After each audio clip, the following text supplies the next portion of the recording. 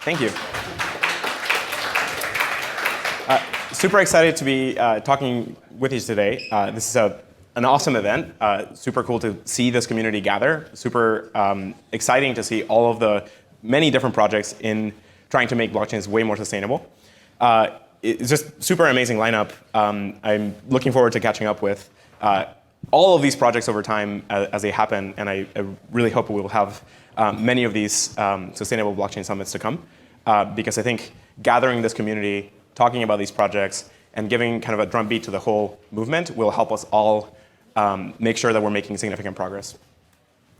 A huge thank you to the Filecoin Green project in general. It's amazing to see this massive effort to try and estimate the energy that we're using, creating actionable, verifiable ways to offset all of that activity, and get to a point where Filecoin is sustainable, not just sustainable in terms of offsetting the energy use, but becomes actively beneficial to the planet.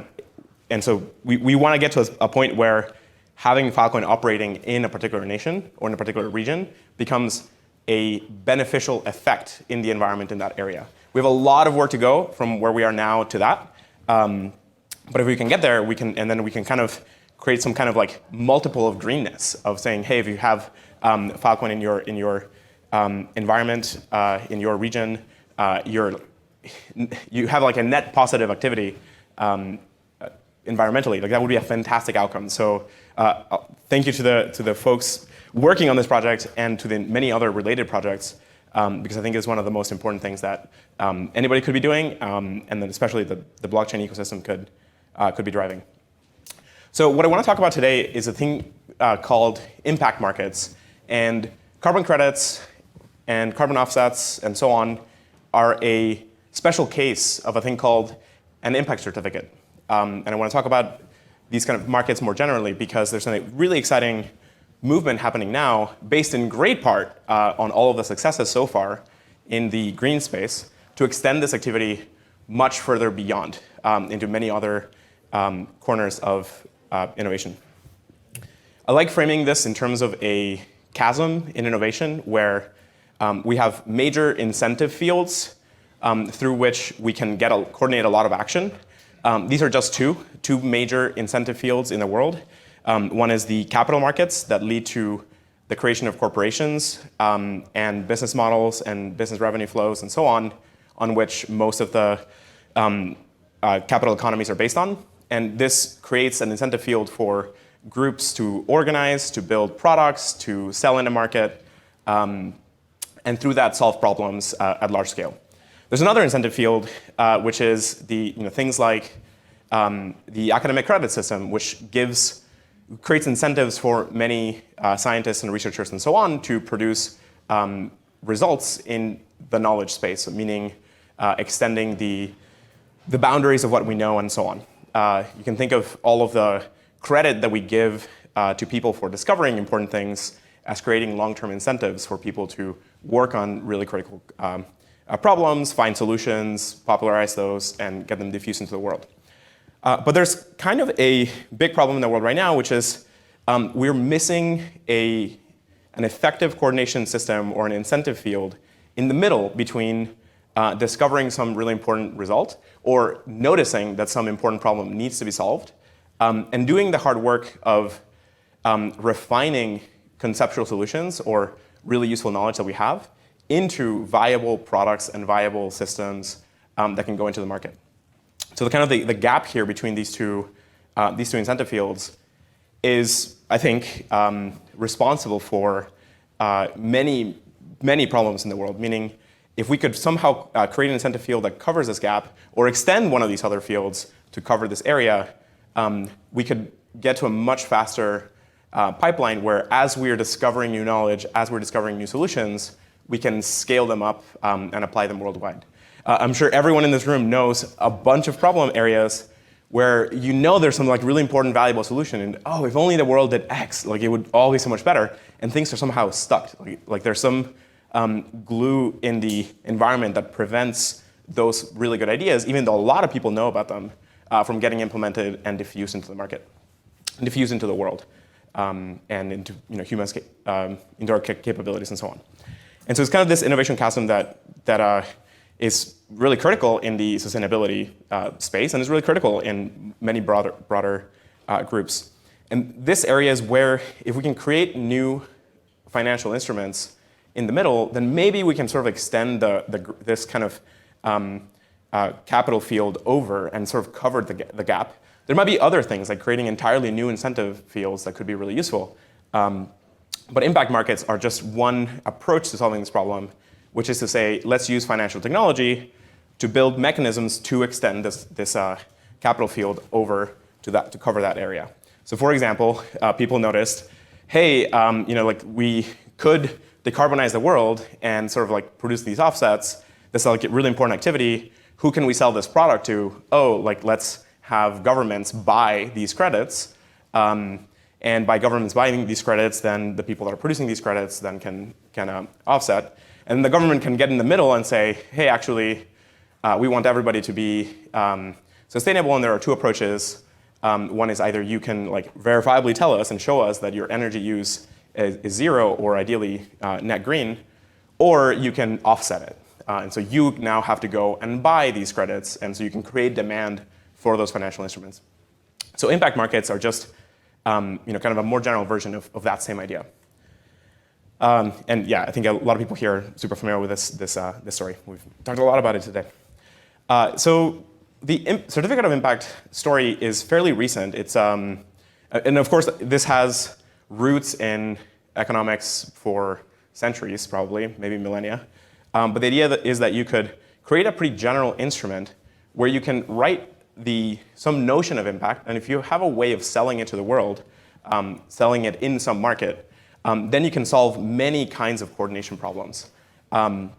More recently, in the last 10 years, there's been a lot of conversations about these kinds of certificates, about these kinds of instruments and so on. But it sort of reached this very interesting point in the last year where suddenly these conversations that have been going for a while sort of catalyzed a bunch of constructions that could actually be effective in a number of fields. So huge thanks to the EAA forum for housing a lot of this conversation. There's an enormous amount of ideation on really great constructions and structures and whatnot through this forum. There's a great talk describing certificates of impact that you can look up. The general idea of a certificate of impact or a benefit market is that you can bottle up some good work, kind of like a carbon credit, and then sell it on a market to somebody else. And similar to how normal money is bottling up some standard utility, right? Like you grow a tomato and you then sell the utility of having a tomato to somebody else. You bottle that utility for yourself in some currency, and now you can go around and spend that currency somewhere else. It's the same idea, just with more generic notions of impact. And so where this is headed, which is I think really exciting, is that we're developing a lot of the mechanisms and the theory and the practical implementations for making these markets much broader and on much larger scales. So it's not just kind of like carbon credits or RECs and so on. We're building some very general tools to apply the same kind of thinking to a bunch of other domains and a bunch of other structures. So that's I think super exciting. And so I encourage you, especially in the sustainability area, think of many other kinds of ways to kind of bridge the gap between some two problems that are not meeting. Think of constructing some financial instrument there that enables parties to profit from doing some good activity. And especially the critical part here is that you can make that verifiable, right? So verifiability, as a lot of people have talked about today, is central to making any of this work. If you have poor verifiability and fraud and so on, then this doesn't work. Like you have broken incentives and whatnot. But if you can make that verifiable, then there's a very general solution to many kinds of problems. There's a recent idea that got published last week called hyper certificates, which is super exciting, which is a generalization of the structure to kind of create a specific instrument that can sort of reason about the impact of many different kinds of activity sort of mapped within the same space. So you can think of defining a hyper certificate as establishing a set of rights the impact has been created by a set of contributors, and so you can map the contributions of the various parties, whether they're individuals or organizations and so on. And that impact sort of covers a specific set of work, so you can identify the work related to achieving that impact, and the time interval over which you mean to, either you did that work, or whether you are going to give credit for that work. So think of it as like you're able to kind of construct a certificate that says, I can grant the impact of having worked on a particular project, and I'm going to create this financial instrument to cover the entirety of all the work that I've ever done from time zero to today. And I want that certificate to cover the credit forever, so like from time now into infinity. And like that's like the base case of something like this. But the moment that you can create that instrument and sell it in a market, you can start doing some pretty interesting things because of these parameters. You can start sort of fractionalizing that time. You can derive some other certificates and say, oh, I want to take this one certificate that covers that entirety of time and then start splitting it up and like subdividing it. Or you can merge other certificates. You can say, I'm going to take this person's certificate over this project and this other person's certificate over this project and merge them into another certificate that kind of covers those two. So that kind of composability and those abstractions are, I think, extremely, extremely useful to generalize this whole notion of certificates of impact for many broader things. So it's pretty exciting. The area that's missing is that we don't have good markets outside of the sustainability space. So in the sustainability space already, there are many robust markets with large amounts of money going through them. And if you kind of squint at the problem, you can think of digital art NFTs as kind of like a certificate of impact over creating the art. You're sort of buying, not exactly the credit of building it, but you're buying the credit of having caused this thing to happen. By creating some financial incentive for producing this art, you're encouraging and supporting a lot of people in doing so. And what the NFT markets have done really well is creating extremely good markets for this. They've gotten millions of people around the world very involved in a super diverse space of art. We have 2D digital art, we have 3D digital art, we have entire rooms, we have virtual worlds being created. So it's like a super, super rich environment. And this NFT world and market has kind of figured out how to make these markets work. So I think like the gap here to close now is how to take whatever we've learned from producing NFT marketplaces and bring that into these impact marketplaces. So one of the things I want to do is like, and if anybody else is interested in doing this, like come and talk to me, is to create a marketplace, kind of like an NFT marketplace, but where we are selling impact certificates. And we can start on some specific areas, like some specific domains where there's like a large community of people that care about that set of things. And we can sort of kickstart the generation of these markets this way. But you could end up in an environment where you can see people's profiles and see all of the impact that they've bought over time. And this way sort of create a notion of like, not exactly leaderboards per se, but sort of profiles of impact. And you can see all of the work that those particular people or organizations have cost retroactively by buying those certificates over time. So I think it's a super interesting area. Hopefully we can use these to sort of close the impact chasm that I showed. Cool, so I will stop here and maybe plug the fact that there's a burgeoning world of public goods funding, both kind of proactive and retroactive. There's many events coming up. In addition to sustainable blockchain work, there's things like Funding the Commons and Shelling Point. There's the whole Green Pill movement. So definitely check out a lot of this stuff. Thank you very much.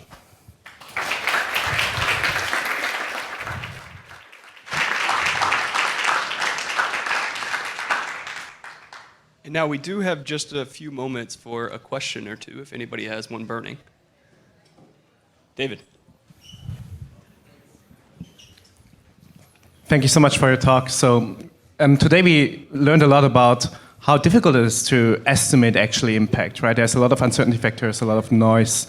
How would you handle that in the hyper certificate market? Would you allow price discovery to accumulate for the noise, or would you think about other ways to be very transparent? Yeah, so verifiability is a key piece in any of these impact markets. And I think verifiability is very different per domain, right? So how you go and verify carbon sequestration is extremely different to how you might go verify that somebody saved somebody's life, or that somebody went and donated blood, or that somebody went and discovered a really important scientific principle that then enabled us to do a lot of other work. So I think verifiability is very much dependent upon each field. And you want that activity to also be economically incentivized so that there's a lot of people devoted to working on that. That is a very tricky incentive structure. As we've probably talked about it a lot today, there's all kinds of broken incentives or difficult gaps in each one of these markets. But I also don't think it is intractable. I don't think it's impossible to solve those problems. I think it's just pretty hard and complicated. And if you start with a goal of saying, well, you can get something that's sort of like good enough, there's some threshold of good enough to make the market work. Once you kickstart the market, then a lot of participants get involved in that market. And at that point, they'll start demanding better and better, higher quality verifiability. So just get the verifiability to be good enough, and you can use trust there. You can lean on some amount of honest actors that are helping boot this market up to sort of lend a lot of credibility to the space. And then over time, you'll come up with many different ways of achieving verifiability. But I think like the key is kind of like get the market started, and then all of the participants will be very interested in making sure it's legit, right? So this sort of happened with carbon credits and offsets and so on. There's all kinds of problems today, but if people had waited to have a perfect system, we probably wouldn't have implemented anything up until now. So I very much kind of think we have to be iterative about it. Yeah, one more. The last question, a lot of pressure. I was curious, kind of an extension on the last question, talking about the different dimensions of sustainability. So we talked a lot today about the digital infrastructure of all these different sustainable blockchain solutions, but I'm also really curious about your thoughts on the social infrastructure that needs to happen. So as an example, the blockchain space is not very diverse from a gender perspective, and obviously because it's predominantly men that are designing these different products and solutions, like there's going to be design bias, we're going to design people out. How do you make sure, and that happens in current impact markets as well, right? If you look at carbon markets or other biodiversity markets, they tend to sort of discriminate against the global south or other sort of historically excluded groups.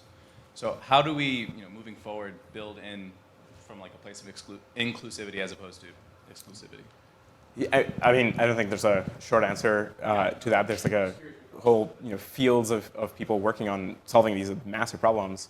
I think it starts first and foremost with a lot of principles of people and communities. So in those communities, making sure to open the door at all cases and consider this. I don't know if there's like an impact, like a recursive solution here where like you could use impact certificates in this way, like probably because they're supposed to be general, but I just wouldn't count on it in the short term. I think this is much more a current social problem that needs a lot of action from a lot of people. Yeah, I don't have good answers other than pointing to many other people who have come up with really good answers about how to do it in the space. I think events, broadening the access and understanding of what all of these things does, I think is really useful. So for example, creating a lot of learning materials and opportunities for learning about the technology is really key. So diffusing the understanding of why these things matter, how to use them, and making the entry point really like dramatically easier, I think will help a lot.